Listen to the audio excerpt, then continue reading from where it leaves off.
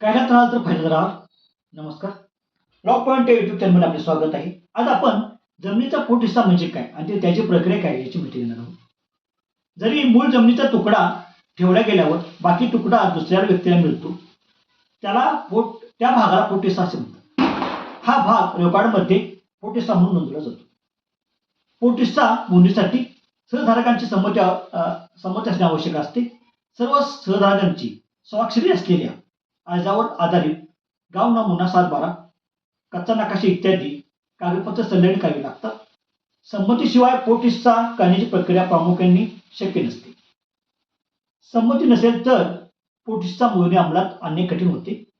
कारण एक व्यक्तीची स्वाक्षरी नसेल तर श्रीमंती स्वार्थीपणाने अडचण येऊ शकते. त्यामुळे सुरुवातीला संमती मिळवणे महत्त्वाचे ठरते. या आणि अशा अनेक माहितीपूर्ण व्हिडिओसाठी आमच्या चॅनलला सबस्क्राईब करा, लाईक करा. नमस्कार.